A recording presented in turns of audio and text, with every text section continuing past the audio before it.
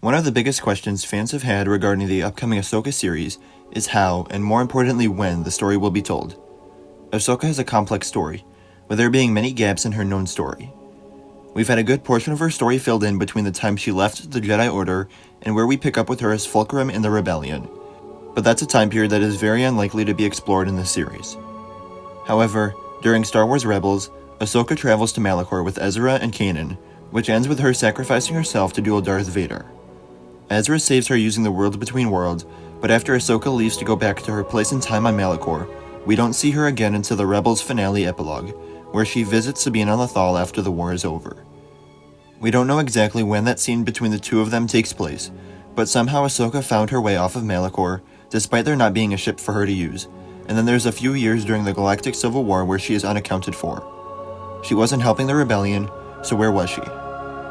We also don't know when exactly the Rebels epilogue lines up with her appearances in The Mandalorian and the Book of Boba Fett.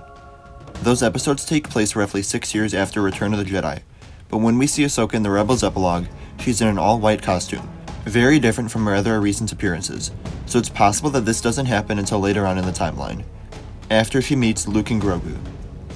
Both her escape from Malachor, and when the Rebels epilogue takes place, seems very important to the character's story, so it would make sense for them to be explained at least in part during this series.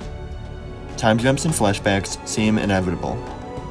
But while speaking to SFX magazine, Sabine Wren actress Natasha Liu Bordizzo revealed that the Ahsoka series will run alongside the same timeline as The Mandalorian Season 3, and that the shows are all connected. While Ahsoka never made an appearance in the third season of The Mandalorian, which would have given us a good idea of how the shows may be connected, this makes it seem very likely that Din and Grogu could make an appearance at some point in this series. I'll admit that this does concern me slightly. I've enjoyed the interconnected feel of all these shows as they built to one big movie, but many fans were upset about there being an entire episode dedicated to Din in the Book of Boba Fett, so I'm hoping that isn't the case here.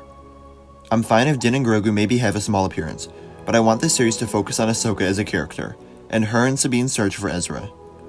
There's just so much story to tell there in only 8 episodes, and other than the characters briefly crossing paths because of Grogu, Din doesn't have much of a role to play in the story. If anything, I'd rather have Luke show up instead, so we can see what that conversation is like, since Anakin is sure to have been talked about in the first meeting between Ahsoka and Luke. Din and Grogu are great characters, and I really liked them when The Mandalorian first came out, but maybe it's just that we've gotten 3 seasons of them, and it feels like very little else in that time, but it would be nice for the story to take a little break from them. Grogu doesn't need to be in everything to make the series successful. How excited are you for the Ahsoka series? Let me know in the comments below. Remember to like the video, and subscribe for more Star Wars news, and remember to follow me on Instagram, Twitter, and TikTok. Thank you all for watching, and remember, the Force will be with you, always.